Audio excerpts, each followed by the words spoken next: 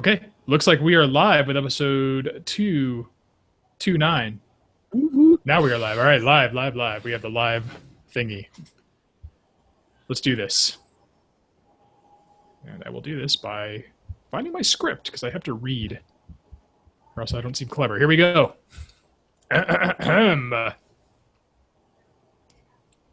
Hello, wanderers from near and far, and welcome to episode 229 of the Nerdstravaganza podcast, where this week we'll be discussing the impact of J.R.R. Tolkien's The Hobbit on its 79th anniversary. I'm Tom. I'm Brian. And I'm Cam. And as always, we remind you that only an orc would not give us all the dragon gold possible on iTunes in the form of favorable reviews and stars. Don't be a smaug. Or I don't remember what the stupid orc's name was from the named Lurtz or something from the Lord of the Rings movies. Lurtz was the hatched one. That was dumb. Toriel was dumber, but that might be second place. Anyway, that said, let's get on with our show in our usual fashion with our weekly geekly weekly update, where we talk about our own journey through the wondrous lands of our recent past. I don't know. We should have come up with like Tolkien-esque names before the show, but it's too late. So, Brian the Beige, why don't you go first? Brian the Bard. Brian the Bard. Yeah, there we go. I actually now that I've done it once, I kind of can't stop doing it. This binging thing, still haven't been feeling tip top, so I was laying around on the couch. Jesus Christ, Amazon Prime has so much more content than I realized. I came across like every single episode of Star Trek Next Generation is online free with Amazon Prime. Oh, wait, really? Yeah, dude. Like, seriously. That was kind of my response too. Like, wow, really? And I don't know. Like, I've always said I was not as into Doctor Who as everyone else is. So I don't know about every single episode, but the Eccleston seasons are like a collection on there, and I think the new guy Capaldi, right? Yeah. I think like there's a collection of his on there.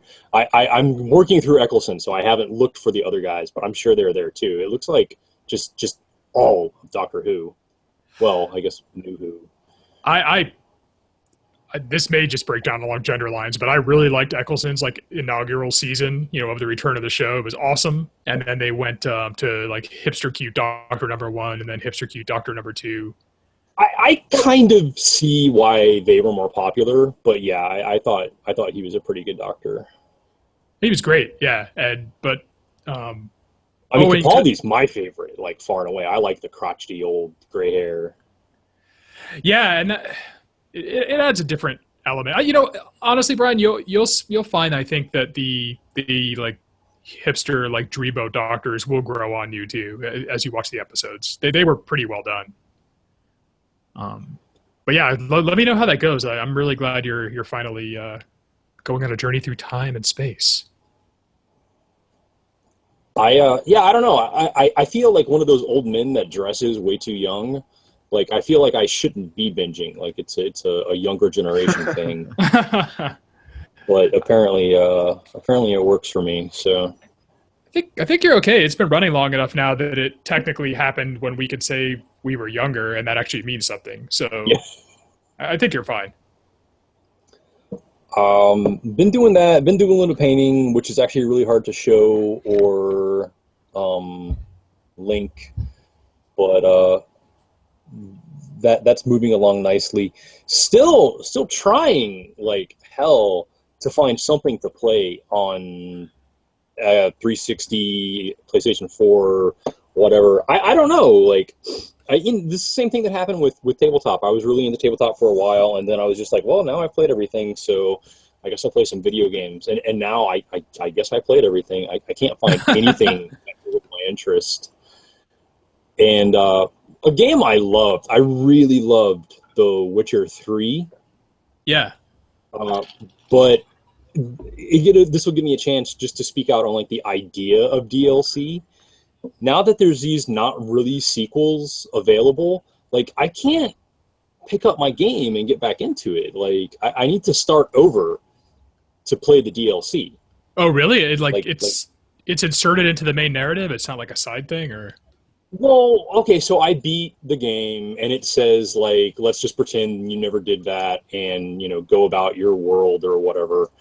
And then you can, like, stumble on the DLC, but, like, I don't know. Like, I forgot what I was developing, like, where I was spending my skill points, and I forgot, honestly, like, some of the minor characters, like, was I friends with this guy or not? And I don't know, the whole thing just feels wrong to me now. It just feels like... I don't know, it does not feel like a new game, and I don't really want to play the old game, so it's just not working for me. Like, maybe if it was just like a brand new game, like I had to start over from level 1, I'd enjoy the new quest, or maybe if I really wanted to just like erase my character and start over, that would work for me, but I kind of don't want to do that, so I don't know. I'm not a fan of the concept of DLC. Yeah, I'll actually get to that when I give my update too. It's it's like inserting chapters at random into a book you're like halfway through.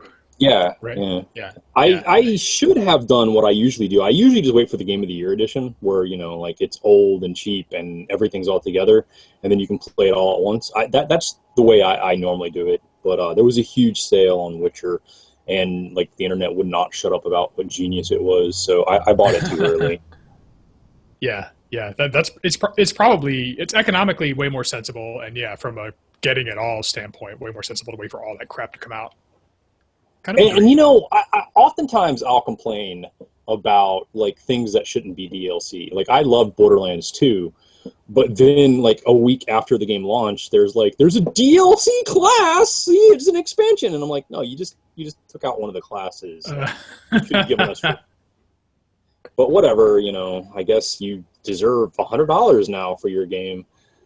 But not even that with The Witcher, because The Witcher, like, I really thought it was a very well packed, put together, like complete game, and I don't know, they did a pretty good job with the DLC, like price modules, and I think it's $25, and it's been almost a year later, so it's very reasonable. But I don't know, just the whole concept. Like I just really rather would have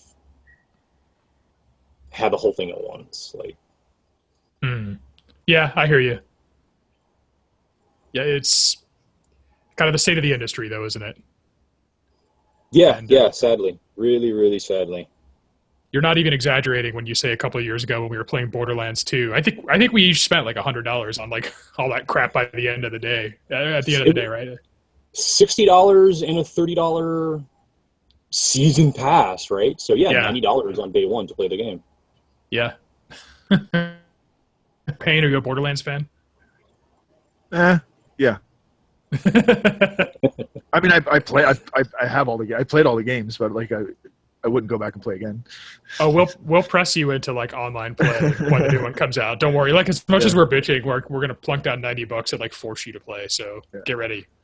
All right. My favorite is the little. I don't know if you remember. I had the shirt with the little robot guy on there. The little. Yeah. Yeah, the iconic claptrap. Yeah. His race was killed. Poor All right, guy. anything else, Brian? Yeah, poor guy. One more thing. I guess I should have thrown this in with Prime. Have you guys caught The Tick? No. Live action show they're doing now? Yeah, the live action. They released, I guess, like the pilot, and now they're doing like vote on which pilot we like develop. It's pretty good. The Tick was pretty good. Like, I think there's just some zaniness that you cannot possibly get in live action that like the cartoon had. So I wouldn't call it like 100% authentic, but really, really good, like spiritual successor, I guess. I was actually really impressed with that. One of my friends called like, "Oh my God, you have to go see this. Hang up right now and go watch it and call me back." And I was just like, "Oh God, he's a little crazy. He's kind of on the money." I don't want to call him out, but I swear I know who this friend is every time you mention this friend. It's got to be the same friend. I do have more than one. I mean, oh, okay, all right. You might know, all of them, but it sounds like the MO of this same friend, but I'll ask you after the show, so we're not like doxing people on the air or whatever. All right, cool. Check out the tick. Vote for it. All right. Oh, you have to vote for it to get picked up, you mean, or? Well, yeah, because it's kind of like Project Greenlight. They have a bunch of pilots, and they're going to pump money into like the most successful one. Oh, okay. So I honestly don't have any idea who it's stacked up against, but it is one of several, I suppose. Maybe one of the presidential campaigns will make it part of their platform, and I'll get the tick green-lighted. Yeah, right. Speaking of voting. All right, anything else? You done? Yeah, I'm done. All right, that was a good. You prefaced that before we started recording with, this was a boring week from you. That turned out to be pretty interesting. Yeah. Television and not playing video games. Yeah, well, the travails of being a nerd. Cam, I hope you can. That's quite a bar. I don't think I'll even come close to that bar. But okay. Yeah, my week was fairly boring. Been working for Yellow, doing a lot of. We got a big con coming up, BGG Con, in a month or so, and so just been prepping up for that. My new shirts were ordered, which have my name embroidered on them and everything. So fancy. So I was excited about that. And then, the whole fervor of the iPhone 7 that came out, that was all, the rage or whatever. Everyone's all excited about the iPhone 7. And I was like, no, I'm not going to buy the iPhone 7. My 6 Plus is good enough. Totally fine. I'll wait. Maybe I'll at worst, I'll wait till the 7S comes out, because the 7S is going to come out in like a year, right? Yeah. So I was like, I'll just wait for that and let them work out the kinks in the 7, and then whatever, I'll take advantage. So I mean, literally, it's funny. It's the day that the iPhone 7 came out, I dropped my phone and just destroyed the screen. I don't know if you can see it. The screen is just mangled. I mean, it's like I'm cutting my cheek when I talk on it. Yeah, I know the feeling. That sucks. Yeah. So I was like, God damn it. So I went to the iPhone store, or I went to the AT&T store, and I was just going to do like I pay for that insurance or whatever every month, which is a total scam, but I do it anyway for whatever reason. And I was like, all right, so I broke my screen. What do I do? And they're like, all right, well, we can set up a claim for you. It'll be $120. They'll send you a new phone. I mean, they send you a brand new phone, which I guess is okay, and they take your old phone back. And but he's like, if you just take that new phone that we're sending you and you give it to us, we'll give you a brand new iPhone 7. And all you have to do is pay the taxes. And then I guess what they do is, instead of doing this whole, like, how they try to lock you into a contract for 2 years? Yeah.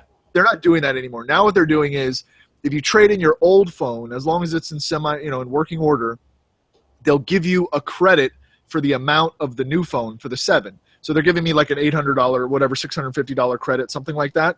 But they spread it out over 2 years. So in order to get the full rebate or the full, value of the phone back, they give you they give you that credit pro rata for every month for 2 years or whatever. So I was like, so that's how you're going to get me for another 2 years now, is you're going to give me a new phone, but you're going to give me a credit. But actually, I didn't mind it so much, because when you really think about it, then you don't have like a early termination fee where they charge you like $400 or whatever. I just won't get the credit back for the phone that I have, and I'm sure I could just sell that phone, or maybe even unlock it and move it to a different carrier or something if I had to or wanted to, Sure. So not that like I would ever do that, FCC or whatever, federal government, but or Apple. So yeah, so that phone just absolutely, my new phone my old phone just absolutely got shredded. And but it's funny, because when I was calling customer care because I had some questions or whatever. And I was actually trying to track when the new phone was going to be here, and AT&T has an actual recording that says, okay, so if you need to return your iPhone, send it here. If you have a Galaxy Note, do not send it back to us. We don't want it. Yeah, they're like, just keep it, basically. So they don't want it like blowing up in the, floating in the mail or catching on fire or whatever. So they're like, just don't even send it back to us. Just hold on to it, and we'll send you a new one or whatever. That thing's a hazard. Yeah, no, it's totally a hazard. So then they got me. So then AT&T got me on top of that for. So they were like, oh, since you're such a valued customer and you're such a, you're buying the new iPhone 7, we've got a special deal for you. Let me tell you what we got over here. And so they sold me the iPad Mini for $50. The trick is the catch is I have to pay. I have to put it on the data plan. Of course, yep, I knew it. So I agree to that and I buy it, and then because I'm like thinking, oh, I'm super smart, I'm gonna I'm gonna get over on them or whatever, because I knew that like I'm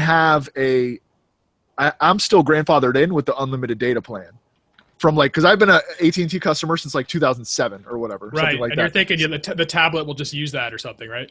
No. Well, I knew they already told me that you can't. They're like, oh, you have the unlimited data plan. We can't add it to that. You have to have your own specific plan. It's $10 a month. And I was at the store, and I was like, all right, whatever. Go ahead, just add it, right? Thinking that, well, I'll just cancel it, and I'll set up my iPhone as a hotspot, as a mobile hotspot, and tether my iPad. Right. Well, because I have the unlimited data plan, Apple has remotely disabled my ability to make my phone a hotspot. Yes. So I cannot. You go to settings, right? You go to settings. You look at it. It's like, okay, make your phone a hotspot. I push the button, and a big message comes up and says, "Oh, there's an error. Call iPhone. Call Apple customer care or whatever." And I'm like, no way, no, this can't be right. I'm just thinking like, oh, it must be just like an error on my phone, maybe, whatever. It's absolutely not an error. It's just disabled. Yeah.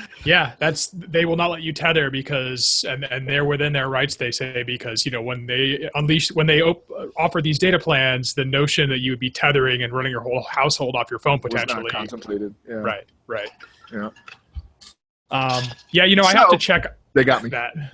Yeah, they did. Well, it's interesting. So you were paying for insurance, and then you made a claim, and then you ended up spending more money. It's like a win-win-win for them. Well, no, I didn't actually. Well, I spent more money on the iPad, but I didn't really spend more money on the phone because I spent what I would have spent to get the new phone anyway, okay. and then I'm just trading that, new old phone in and getting the newer version for free. Basically, I just had to pay the taxes, which was like $40 or something like that. That's not bad. So I got a new phone for the taxes as long as I stay a AT&T customer for the next 24 months. Next 24 years. Okay, I get you. Yeah. I know the AT&T game. I plan, and it was like heaven. I bought this cheap phone as an interim when my last Galaxy broke, and then before I got this Galaxy Edge 7 that I have, not the Note, and it was like I had to call and have it specially provisioned because those data plans have to be manually migrated depending on what type of phone you're using and so on, the unlimited data plans. But I haven't checked the Galaxy because being Samsung and probably a little more in bed with AT&T, they might have turned it off. But on my old, more vanilla Android phone, the tethering option was there on the phone. But I've heard horror stories, they'll analyze your packets, and if they see, hey, that looks like he's using a laptop, I've heard horror stories of them either telling you we're going to switch you or just flat out switching you to a capped plan. Oh, my God. Because you, violated the terms of service or whatever. Yeah. Well, and here's the other thing that really hacked me off, too, is that while I was there, then they try to get me. Then they try to give me the hard sell on switching my data plan, right? So they're like, "Listen, man, we know you got the unlimited data plan, but it's costing you this much. Your bill is X every month. If you get on this plan, we got the special plan where it still is unlimited data. We're going to give you 16 gigs, but even if you go over your 16 gigs, it's just going to be throttled or whatever, and you're already getting throttled with your unlimited plan, so why wouldn't you just pay less?" But when you actually really analyze like what's going on, like the 16, they don't throttle me on my unlimited plan until I hit 22 gigs, I think. Right. And I never use that much data ever. I mean, I think the most I've ever used was like, I went back and looked over like 12 bills, and I think it was like 16 was the most I've ever used, and it's typically around 8 or 9 a month. And what they don't tell you, and the difference, the guy was like giving me the difference in price, but he wasn't giving me the difference in price like with the taxes and fees and all that. So he's like, oh, you're paying X dollars, where he was including the taxes and the fees and all that stuff. And he's like, but this plan's only going to cost you whatever. And I was like, well, what about the taxes and fees? And he's like, oh, well, that'll bring it to yeah. And literally the difference was like $8. I was like, okay, so for $8, you want me to give up my plan and like not have it? And I'm basically losing gigabytes a month because, you know, I'm going from 22 to 16 before you throttle me. No way. Get out of here. No, that's... Yeah. I've never heard a good case for switching, to be honest with you, and I make heavy use of my data plan, and plan to do so for the foreseeable future. Oh yeah, I don't even use like I turn off my Bluetooth on purpose. Not my Bluetooth, my wireless on purpose when I'm like I just leave my wireless off when I'm at home. I just use my because I'm like screw them. I'm gonna use it, man. I do too because I feel like I need to get my money's worth. Like it's Exactly. unlimited, damn it. It's a Chinese buffet. And I mean, yeah, and like technically, I mean, why put another device on your home network if you don't have to, right? Right. I mean, yeah. Right. And build towards whatever cap they have in place that they don't tell you about. Exactly. Oh, and then they try to sell me. Then they're like, "Well, we have a new unlimited data plan, but you have to get DirecTV or Uverse or something like that." I was like, "No, absolutely not." So I can not watch TV when it rains? Like, screw you. Uverse might be a good option because that's like a wired solution, but there's no friggin' way that I would. I think it's Uverse. They're probably trying to sell you Uverse internet and satellite television. Yeah. And the satellite is a no way for me. Yeah, zero chance. So yeah, so that was my week, basically dealing with AT&T and playing tabletop games and working. That sounds like fun. Yeah. Yeah, I like how you just about working for Yellow, you know. No, it's been awesome, man. It's only been officially a few weeks, but it's been awesome. That's cool, man. I'm glad you're enjoying it. And I guess that brings it around to me. I have not been working with Yellow because I am not a lawyer, and they have no use for my skills. You never know, man. You never know. Well, find me a spot. I'll be happy to work with you, Cam. Did a little video gaming. I'm back in Seattle after a quick whirlwind trip to Florida, where I have my Xbox One down there, so I continued playing Batman Arkham Knight. I'm getting pretty close to that game, and I'm trying to get as many side quests done as I can, but there's always like the Riddler one where you have to find all these stupid trophies, and it's just too much. I doubt I'll do that. But nearing completion on that game and really enjoying it. Playing some more Kingdoms of Amalur on the 360. Brian, if you're looking for a game to play, you should play that, or barring that, you should play Dragon's Dogma. Like they're both really good. You didn't care for Dragon's Dogma, but Kingdoms of Amalur I can strongly recommend, and that should be cheaper, almost free on the 360 at this point. I think I finished that like 2 years ago. You did? Yeah. I didn't realize that. We'll go back and play it again. It's great. I did like it. It was a lot of fun. Do Dragon's Dogma then. I really want you to like that. I don't know. Like I tried 3 times, I think, to start. I just can't get into it. I don't know. Just hire my pawn, man. She'll like totally like power level you. She's awesome. All right. Well, those are my recommendations. Sorry you already beat Amalur, but that game's great, and I'm enjoying playing that. Let's see. And then Dragon Quest VII, Fragments of the Forgotten Past, which is really a remaster of an old game that was on the, I guess, PS1 back in the day, came out on the 3DS, and I never thought I'd play a protracted like JRPG on a handheld until I played Dragon Quest IX, Sentinels of the Starry Skies on the DS, and I played all the way through that game, and now I'm playing all the way through this one. I can see myself playing all the way through this one. It's great. I really... Dragon Quest is linear and like predictable, but damn, I just really enjoy those games, and I'm really enjoying this one. So I would highly recommend that to anybody who has a 3DS that's looking to play a good RPG, a traditional RPG. That's exactly what it is, and Sweet. it's been a blast. Apart from that, on the personal tech front, my MacBook, which is probably going on 6 years old, it's not exactly new, made some weird behavior, especially when there's a lot of what I would assume were applications like using the hard drive for swap space. It like just starts logging all this stuff to the logger, and it's doing it so much, like IO errors and stuff, that then all the fans kick on. And then I check the logger, and sure enough, there's all this crap going, indicating IO errors. And then I can no longer launch programs, save anything. Really, basically, the hard drive becomes unwritable. And I suspect it's weird because the Mac, I have the Windows partition. The Mac OS is having these problems, but if I boot into Windows, I have zero problems. Well, that lives on a different part of the disk altogether, right? So I'm guessing it's a problem with my disk. So I'm trying to either work out a way to fix that or twist my own arm to justify buying a new computer, which is always a tough sell. Hey man, the holidays are coming up. I'm sure there'll be many deals to be had. Yeah, and I think that the Ganza audience should buy me a new computer. For sure, we'll do a GoFundMe. Can you do GoFundMe for frivolous things like buy me a new computer? I think they do. I think they do every day. Yeah. Unfortunately, I'm not cute, so at least the type of cute that would get me a free laptop. So not gonna happen. Not gonna happen. Yeah, that's it for me. That's it for me. And newsflash, I'm not cute in the way that would get me a laptop. Speaking of news flashes, Cam, I think it's time for the news extravaganza. That was not one of my news stories, Tom, and I don't agree with it. You are super cute, and I will tell anyone who asked that. Thank you. So getting to the news, let's sort of stay in that vein of cuteness. If you want to be cute and you want to be cool, you can take advantage of Nike's self-lacing shoes that are actually going to hit the stores on November 28th, Black Friday. I believe that's Black Friday.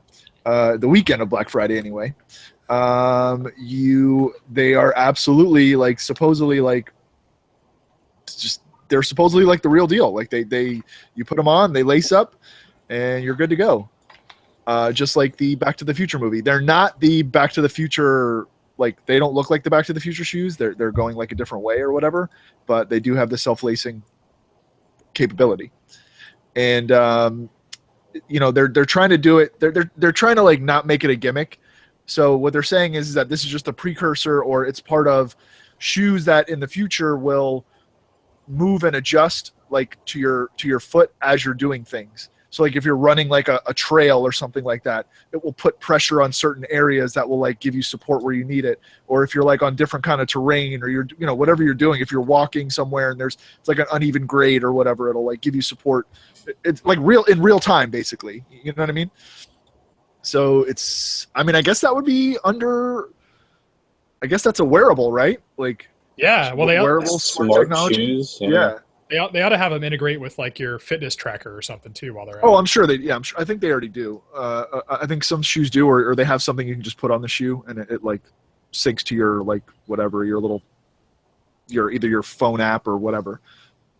Shows you how far you ran. Looking at these and I'm checking them out. They look stupid to me, but I'll probably get them.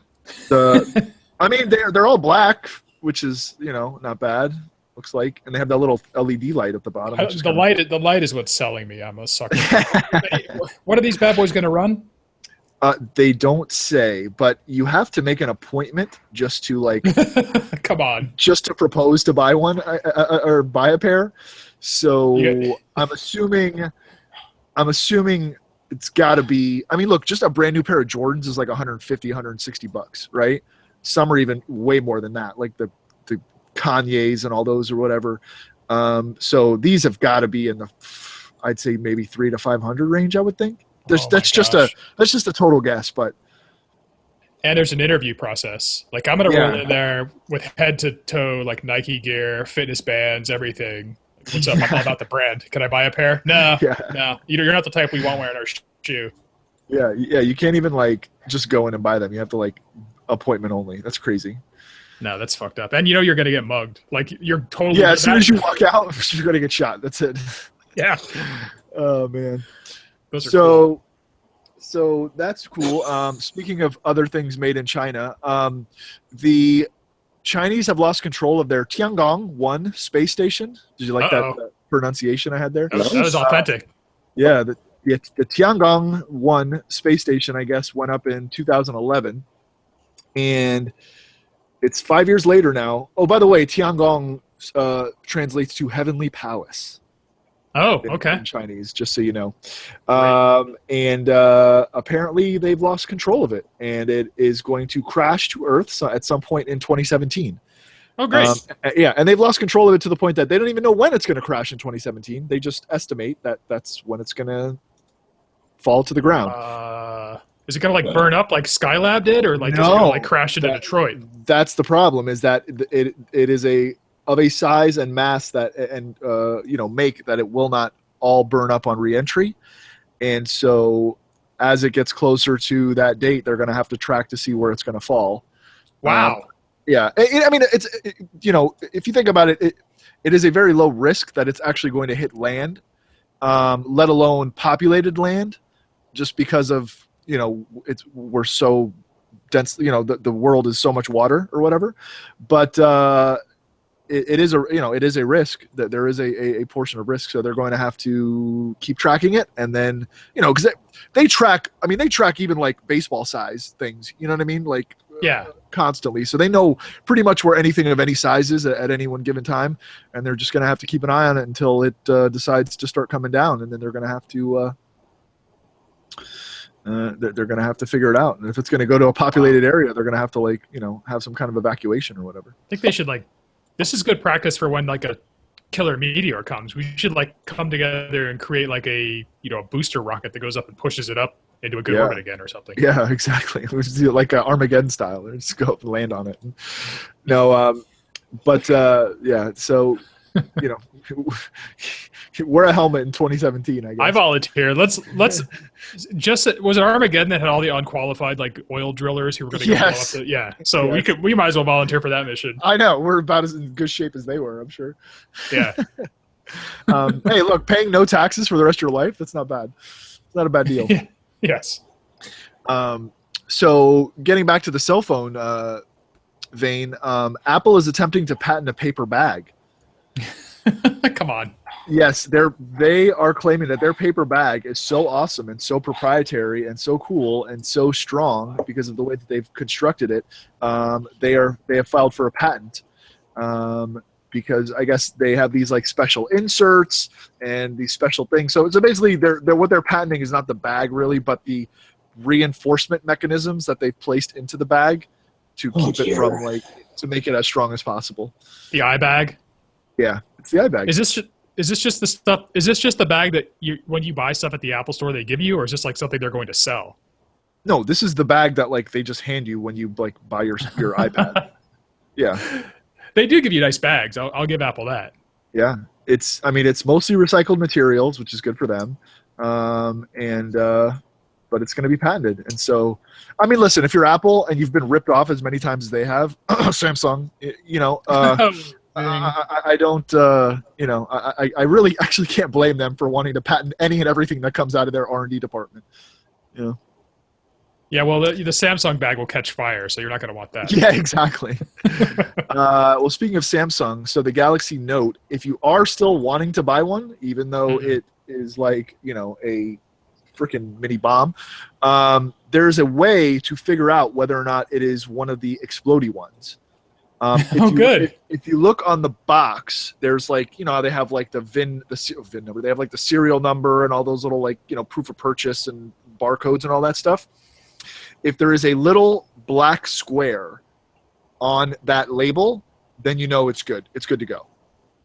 Oh, okay. So black square equals good. No black square equals potential Hiroshima. Little black like stick figure man with hair on fire means bad. Yeah. So if you must buy a Galaxy Note, make sure you're getting one with the little black square. the FAA is still mandating on flights, I guess, because the past 2 flights I took within a couple weeks, they're still saying if you have that device, turn it off and don't plug it in and don't turn it on. I don't blame them, man. I don't want my freaking plane to go down because some asshole hasn't, doesn't have an iPhone. I got to check my Twitter. Boom. Yeah, exactly. It doesn't have an iPhone. I like that brand. No, but if we're gonna get into our topic soon, and I'm gonna, I actually checked out what my Middle Earth name would be. It's Vombor, Lord of Eregion. Oh, or would it be Eregion? I would think. I don't know. I'm not a dork. Yeah, Vombor, Lord of Eregion, is my Elvish name. But before we get into that, if you want to own the Harry Potter house, the one from the movie where he lived in with his crazy relatives that were abusive and locked him in a closet and all that, it is actually on sale. Oh, okay. For Privet Drive in Surrey, England, is on sale, and you can get it for the reasonable price of £475, which is about 620 grand US. So if you want to live in the Harry Potter house, you can own it. Just for all the passers, just for all the visitors that would come up to your house at all hours to take pictures. Where do I sign up? England. You got to go over there and get a realtor, I guess. I'd rather the Goonies house, actually. The Goonies house would be much better, but then you got to live in wherever the hell they were. That seemed like where was it? I've been there. Rhode Island or something? No, it's Astoria, Oregon, and it's actually really cool. But yeah, you get it's in Astoria, New York? Oregon. Oh, Oregon. Okay, I thought it was northeast. Weird. Yeah. So that's it. All right, that's the news. That is the news.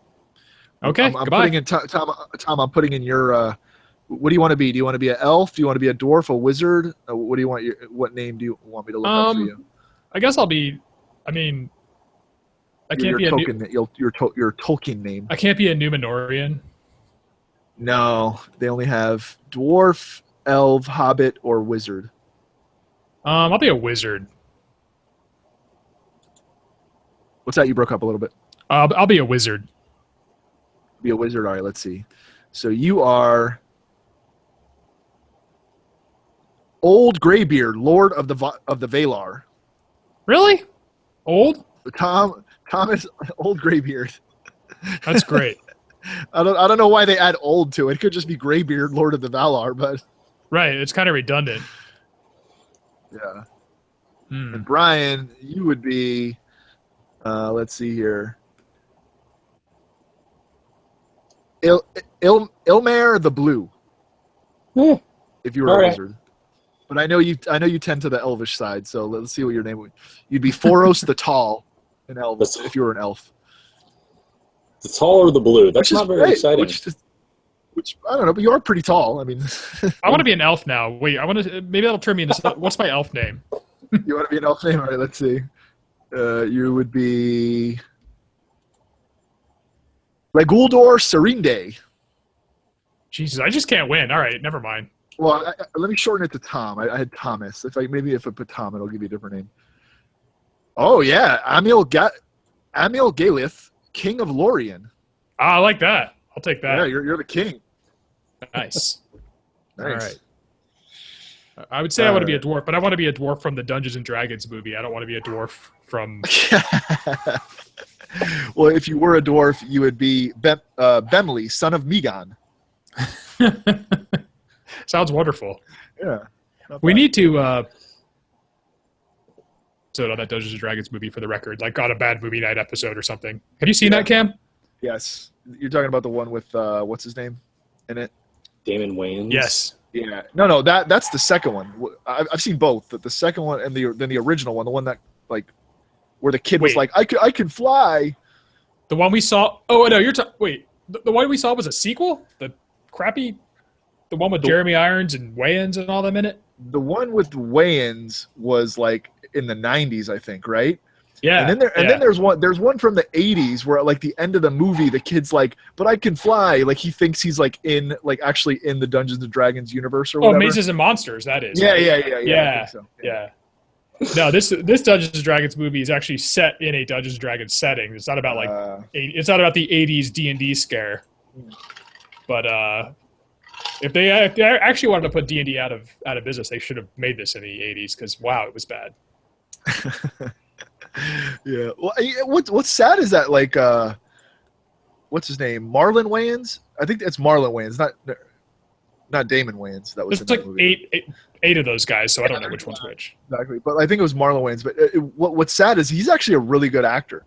If you've ever seen like Requiem for a Dream, a couple other movies that he's been in, like in serious roles, like he's Jeremy Irons is no slouch, dude. Oh, that's true. Yeah, that's true.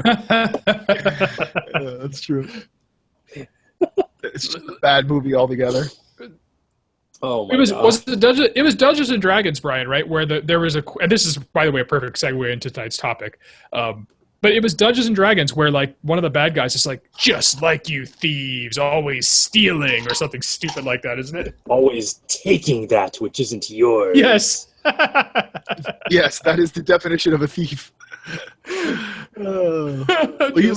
That's just poor writing. Just like you wizards, always casting spells. Well, yeah, that's kind of what I do. Oh, man. Well, anyway, that's a perfect segue into tonight's topic because while I would never lay that atrocity at Tolkien's doorstep, he did inspire the sort of modern mythology that inspired Dungeons and Dragons, which somehow inspired that awful movie. And on this, the 79th anniversary of the first publishing of The Hobbit. Am I correct, Brian? Yep. Okay, we thought we would kind of just discuss really the impact it's had on pop culture, on fantasy, on whatever we want. Basically, and maybe what impact, how it impacts us. Maybe something personally that it inspired that is a big part of our lives. So, yeah, I mean, I think we can all agree when you think of fantasy nowadays, it is all still very much informed by the universe that Tolkien built, starting with The Hobbit and then with The Lord of the Rings after that. Things have kind of become, I'd say in the last 10 years, there's low fantasy, which is Sanderson, Martin, a couple of others, where it's not, elves at every corner and dwarves and magic and everything, but everything that is high fantasy is owed to Tolkien. For sure. See, I'm glad you mentioned in the first observation you made, I think he's just like holding back, he's just holding back the high fantasy, and we're about to get a huge high fantasy deluge. Because, A Song of Ice and Fire has stayed pretty medieval without too much magic. Like there's been magic around the edges, and now dragons have been introduced and so on. But it's about to go full-blown high fantasy, I think. And he can call his children of the forest, something other than elves all he wants. But come on.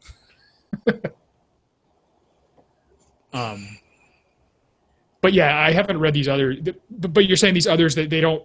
It's not like constant fey creatures and monsters. That's kind of what distinguishes the genres, Brian. It's called high fantasy. I really think it's high magic. Even in Martin's more magical moments, there's a miracle or two. It's not a world shaped by magic. Okay. Your point is taken. Not knocking it in any way, but it's pretty much medieval England. And then there's like 3 or 4 wizards running around. Right, yeah, right. It's almost like he's dragging medieval England into the fantasy version of medieval England, like as the story progresses, right? It's like what we all wish would happen in the real world. Yeah. But do you agree that Martin wouldn't even be in the position he was in today? Well, there's there's no telling how the timeline would have unfolded. But he has Tolkien to thank for what he does now. Oh, I absolutely believe so. I mean, I absolutely believe so. Yeah, couldn't agree more. I mean, I'd take it a step further. I think, anyone in, like, not even just a fantasy, but sci-fi. I mean, almost any genre that's not like, basically almost any genre, like, has some sort of roots in Tolkien. Not Western and not like actually strict sci-fi. Everything else. Yeah. I agree with you 100%. Like romance. even Star Wars. Yeah. Star Wars. I'm sorry. Romance has a lot of, like magical moments in it, and a lot of like fairy queens and floating citadel princesses, and yeah, it definitely has an influence. They'd probably be writing like pirate epics without him, so I guess it would still be around, but heavily influenced.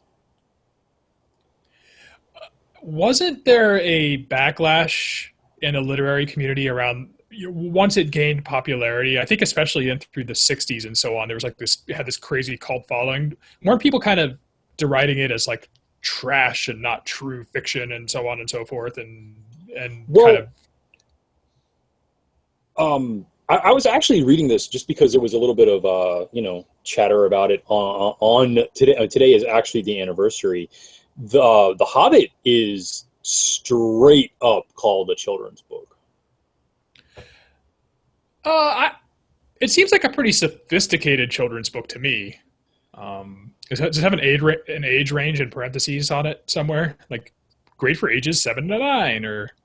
I don't think that was pertinent in 39, 30, yeah. 37. But yeah, I mean, it was not intended for discourse, water cooler talk. It was meant for like kids to play with. Do you think at least the publisher intended it as such? Like, I won't say Tolkien didn't have higher expectations of it. At what age do you think a kid could even grapple with it and absorb the story? I know Lord of the Rings is denser and a little tougher to read, I suppose, but I don't imagine like an 8-year-old sitting down and like, yeah, I totally get this. I get enough of it, I guess. I mean, he could get enough of it to know that the ring makes you magical and that swords are cool. I mean, yeah. Well, to me, it's one of those things where you read it once and then you read it again later, and you get so much more out of it than you did the first time. Like I read it when I was young, absolutely, and then when I read it again when I was older, I got so much more out of it. I mean, I loved it even then as a kid, but you can't fully digest and understand every single little nuance, But then as you read it again and again, you see not even just what's blatantly on the page, but even things behind behind the words and the issues and some few issues he was tackling and things like that. It's I've read it probably 4 or 5 times. How young were you the first time, Cam? How old? I wasn't 8. I would say I was 12, 11 or 12. Okay.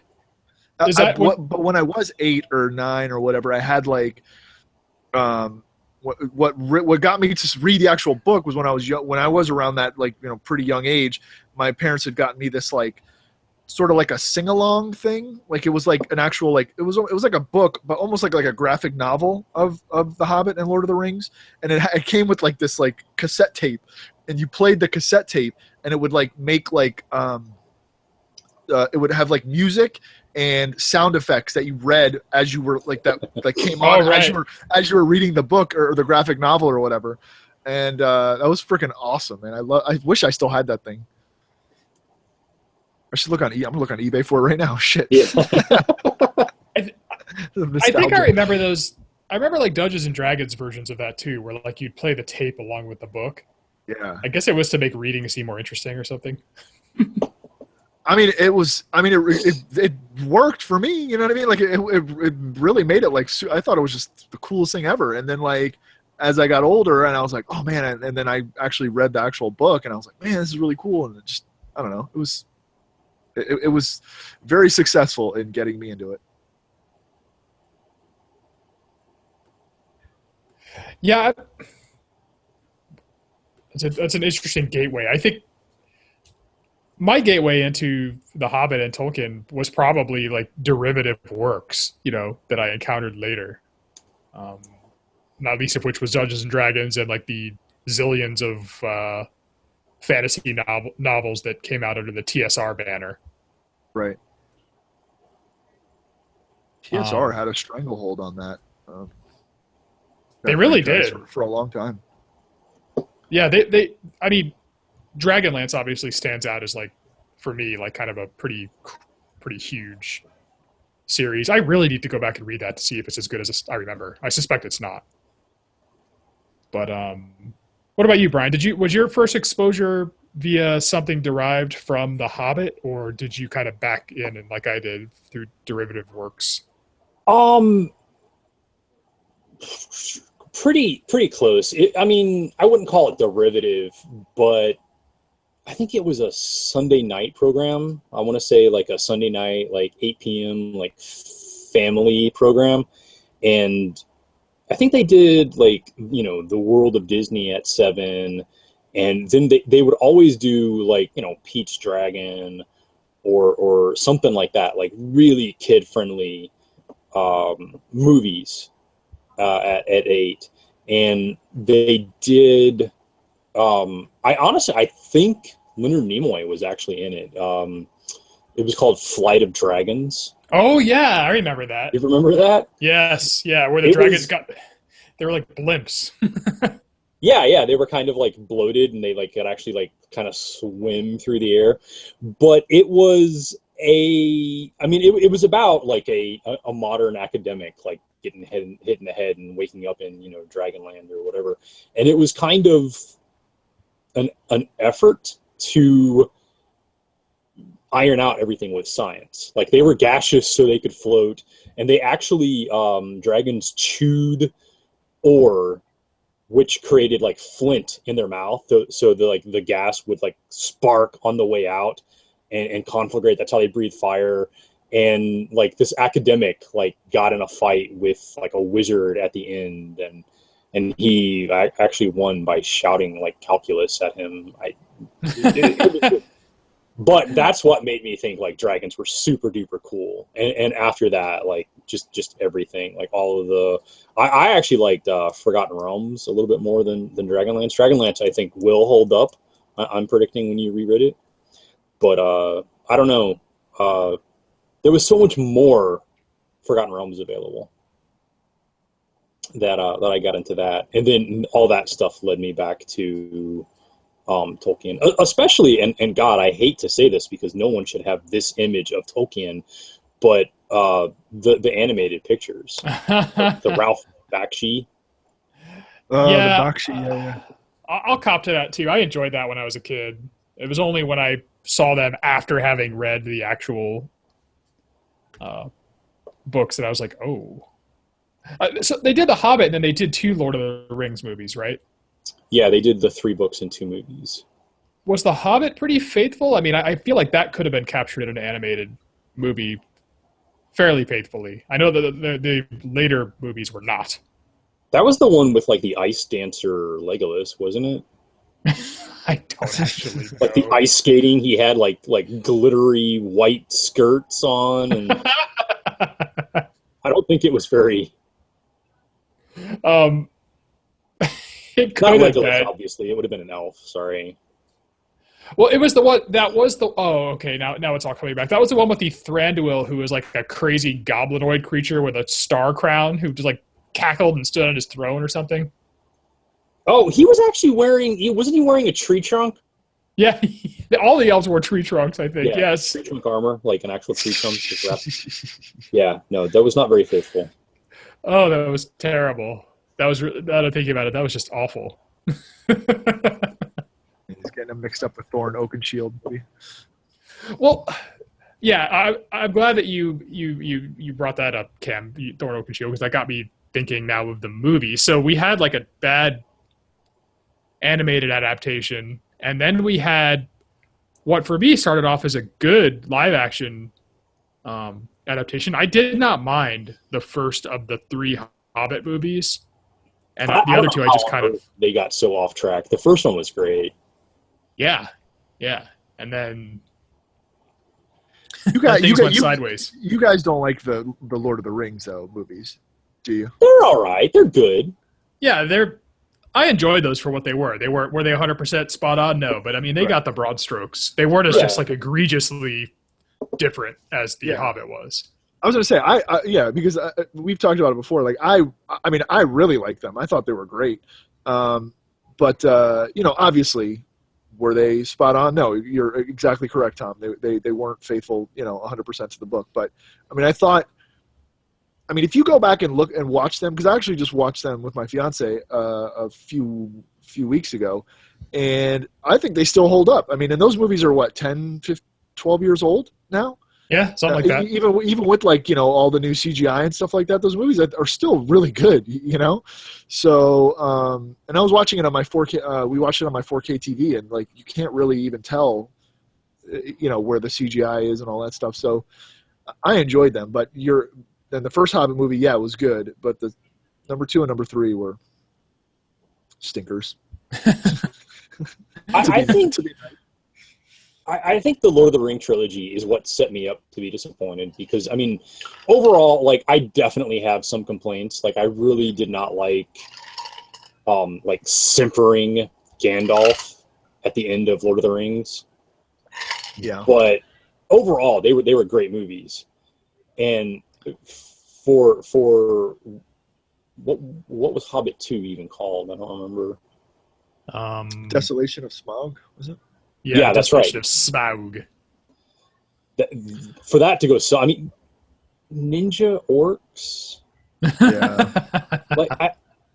Speaking of tree stump armor, yeah, the guy was wearing a barrel. Like, and I like how like one of them like jumped up like on a trampoline to like the bard's house, and Legolas I think like cut his head off, like cartoon style. You know what I mean? Like. Yeah, I think actually his head was like balanced on his blades. He was like blinking, like, "Oh, I'm dead." Like, yeah. The whole escape from Thranduil's domain. Where like the one fat dwarf like goes into a barrel and just says like the whirling dervish. Like, oh god, it was so stupid. Yeah. It was really stupid. It has so little to do with her actually being a female, but yeah, that elf really drove me nuts. Toriel. What sucks too is because I really love the actress Evangeline Lilly. Like, I love her to death. She was, star of Lost. She was an Ant-Man, whatever. But it's hard. Like, it's like a little bit tainted now because she was Toriel. Yeah, I guess you're supposed to like just embrace and love Toriel because she was the answer to the blatant sexism in The Hobbit. Tolkien didn't have enough strong female characters, and rather than just accept that as a fact of life at the time when it was written, we have to re-engineer things. Well, I mean, let's be honest. I mean, it's I mean, not as bad as Lovecraft, but I mean, Tolkien was pretty racist himself. Like, I mean, like not just racist towards women, but like I mean, everything white is good. And the orcs are black. You know what I mean? Like, everything black is bad. Weren't the Wicked Men black too? Actually, yeah. That's what I'm saying. The guys from Haradrim or whatever. Yeah. And I like I said, I did love the movies, but even to kind of like give the movies a hard time, I guess. Like, if you really think about what the orcs look like, what was it? Lutz, the one we were talking about. Lurtz, Lurtz, whatever. I mean, he looked like a black dude with dreads. You know what I mean? If you really think about the movie. I probably shouldn't make fun of this or whatever. It went around a couple of years ago, and it's undeniable. You remember the dude after Katrina that was like photographed on every fucking newspaper that he was stealing the like cart of beer, like a crate of beer. Yeah. It became like a meme or whatever. Yeah. So somebody painted like the white hand on his face. He looks exactly like Lurtz. Like, Yeah, that's what I'm saying. It's like, so, I mean, and obviously that's Peter Jackson. I mean, those are the movies, but like, even if you look at just the written works of Tolkien, I mean, it's kind of racist too, but it's just a different time, man. You can't, oh, God, man. And I'm all for gender equality. I'm all for racial equality, but some things you can't just shoehorn in because you want to come off as being more socially sensitive, I guess, I mean, I thought Galadriel was plenty representative. Like that's about as strong a female character as you can get. Yeah. I mean, she goes toe to toe with fucking Gandalf. Yeah. Yeah, that's true. And in the original trilogy, like Arwen, I mean, that isn't not what he intended for the character, but that's good for a film. Yeah, and she was pretty badass too. I mean, she like freaking, caused that big wave to come and mess up the wraiths. You know what I mean? Like, I don't know that's very poor Glorfindel is simply written out of the story so Arwen can have a larger role. Yes. Yeah. I don't know. I guess I thought that was pretty good service to like the strong female character thing. That didn't aggrandizing Galadriel was perfect. Like just creating that Mary Sue was just too much. Like, right? It was silly. Yeah. Yeah. It really was. I thought that was dumb, but I guess we kind of have veered into like an interesting point of view. So 79 years ago, a writer from Western Europe wrote from a Western European perspective with all the probably invisible to him at the time biases that came with that. Right. And really, the question is, are you allowed to enjoy that for what it is, or does it have to be like modified to jibe with present day sensibilities? And if Tolkien, I mean, by today's standards, Tolkien seems racist, but was he, or was he a product of his times? Like, this is something that drives me crazy in general, but especially with media. I mean, do you really expect somebody from writing something in 1939 to write it with the same like eye towards inclusiveness and political correctness, or however you want to put it, that somebody today would?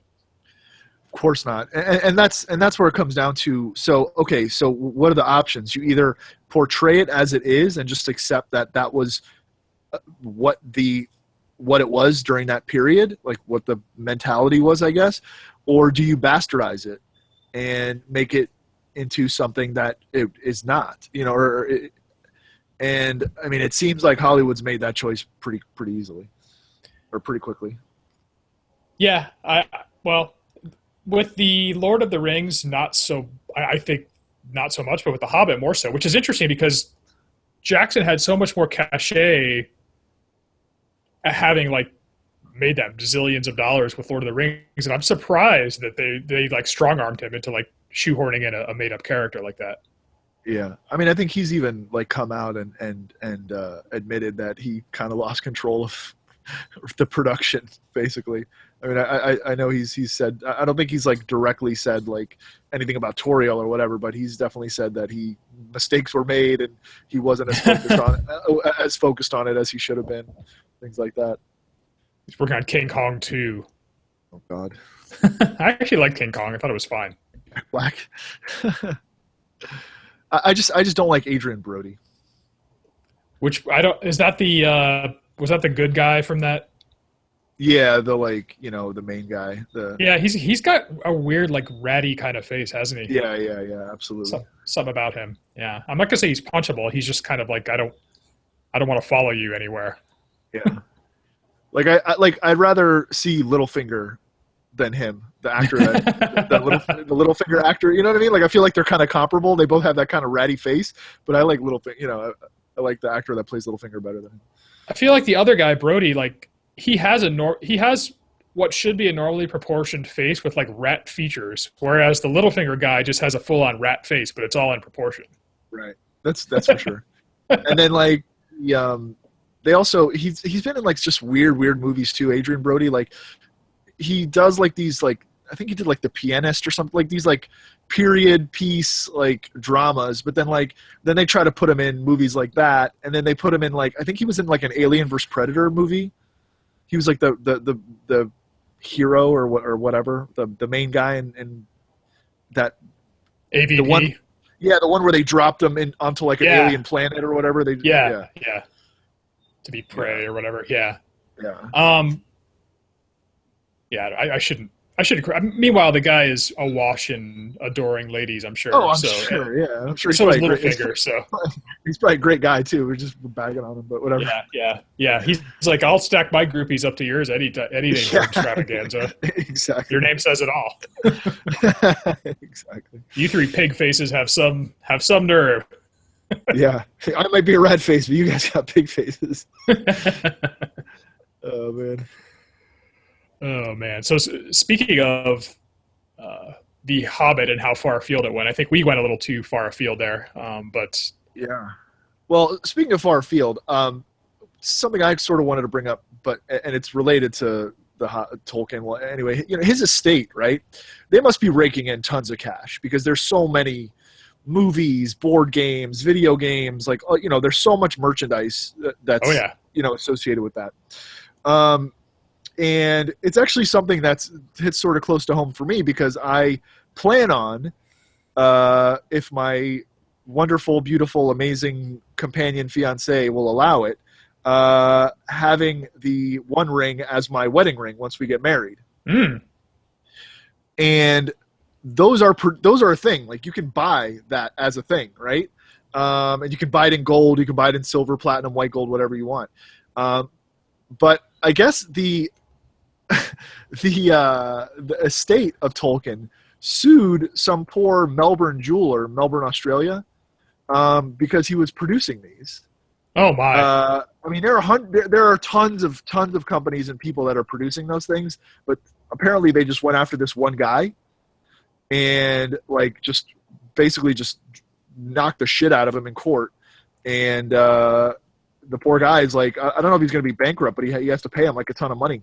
Because I guess he's produced, let's see, and he wasn't even producing like the precious metal ones. He was just producing like sort of like knockoffs, right? You can, like like fake metal or whatever, just fake ones that people can wear or have, whatever.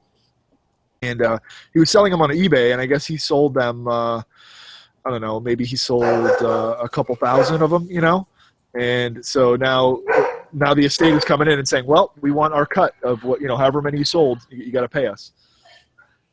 That is awful, honestly. That is, wow. Yep.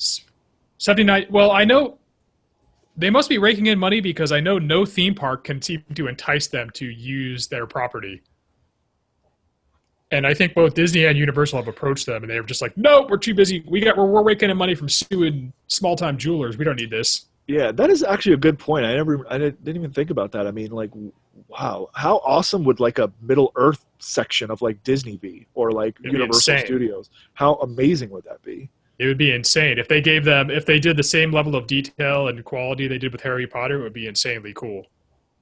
But they're gonna have the barrel ride, right? That their water flume ride is gonna be the barrels, right? Yeah, it would have to be based on the current properties, and I don't even know who owns. Yeah, you're right. Never mind. Let's not do it. They can do so many cool things with like the roller coasters or whatever, like dragons or wizards or whatever. Like, I mean, God, that'd be so awesome. Like they could have like the Tower of Sauron. You know what I mean? Like something like that. You could ride Smaug.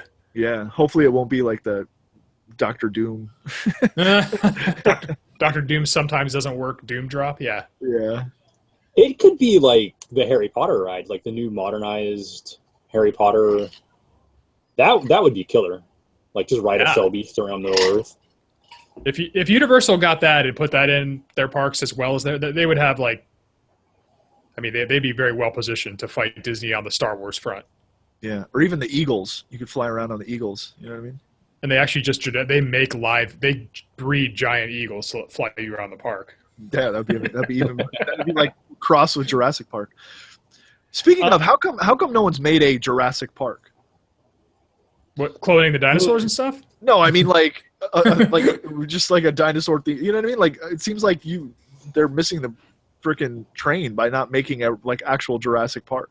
Yeah, well, Islands of Adventure has that shitty area. Yeah. I mean, they kind of did, but they just so low budgeted it. Yeah. Yeah, and that ride was the worst too. You just like sat on it and just went around, and then just had like one drop and that was it.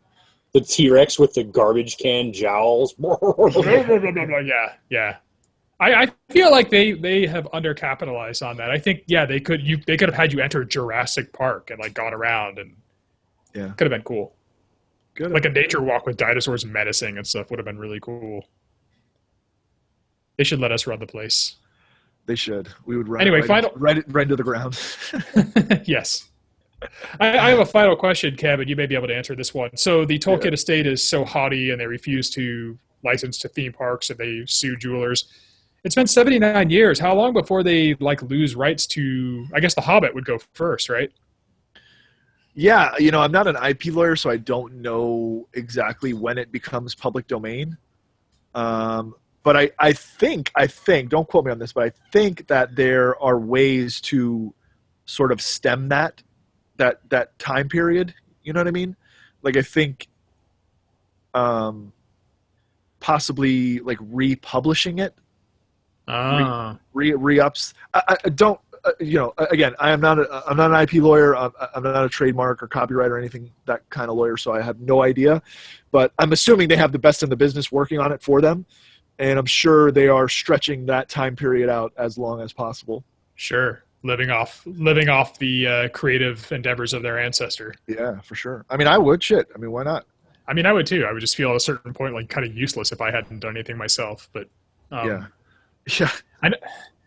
They're probably taking money makes it a little better, right? Well, yeah, I would live with my guilt somehow. Yeah, don't get me wrong, but they're probably taking a page out of Disney's playbook where Mickey Mouse is, getting on in years, but they've kind of integrated the Mickey Mouse icon into their brand such that they're inseparable. And they apparently, I was reading an article to this effect. Apparently, that gives them a strong case for claiming exclusivity over that because it's part of their brand. Right. Something crazy like that. So yeah, I don't know. They'll like make a caricature of Gandalf and start using him as part of their brand. No, he's crucial to the Tolkien brand. We can't get rid of him. Yeah, Gandalf Mouse. Anyway, anything else? We've discussed inspirations. We've discussed directions. We've discussed things that The Hobbit and later works inspired, both good and bad, and a number of other topics that branched off from there. Anything else to discuss before we call it a journey? Just on a Google search here. So again, this is not like legal or whatever. I'm just looking up. Somebody wrote something here that except for unpublished works by authors who died in 1942, no copyrights expire in the U.S. today. Oh. So under current law, Americans still have to wait 6 more years before any more copyrights of published works will expire. So I don't know. I mean, it seems plenty of time to change the laws. Yeah, and then I guess it's more significant in Europe and stuff like that where they have a little more draconian laws. Like somebody is still getting royalties off Beethoven or something, or? Oh, I mean, like I think it's like it goes into public domain quicker. I think over there.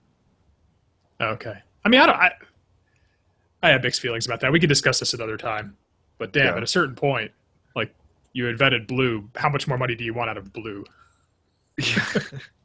What's the use of blue? Yeah. If nobody else can use it. All right. Anything else? I think that's it. All right. Then I, Tomaldar the Blue, remind our listeners that I will cast a dread spell on you if you do not check us out weekly via iTunes, Stitcher, or Google Play Music. Like us on Facebook, follow us on Twitter and Instagram, add us to your Google circle, and join the Nerdstravaganza Fellowship on Facebook. Ride your stag on over to nerdstravaganza.com and check out our brand new website. Hop in a barrel and roll on over to YouTube and check out all of our video content. And shoot us an email at nerdstravaganza@gmail.com, and tell us what favorite author, what work of your favorite author is. Terrible alliteration. And with all that said, Brian Dorff the Great, take us away. I can't sing. God, Frodo of the Nine Fingers. You remember that stupid song from the movie? It was like such a 70s style, like where they had that like shaky, yeah, it was like a warbly, like a the shaky voice. Also, hilarious. Leonard Nimoy. Yeah. Was he singing that? Yeah. Oh my! Now I feel bad. Well, at least he didn't sing "Where There's a Whip, There's a Way." R.I.P. R.I.P. And Goodbye, everybody. Just so we're not being gender biased, Oh. if you want him, come and claim him. That's the Arwen cheesy line. Oh God! All right. Good night, everybody. No, that was not See ya. Nimoy. Oh, good. Nimoy was Bilbo Baggins. Yeah. Some dildo sang that song.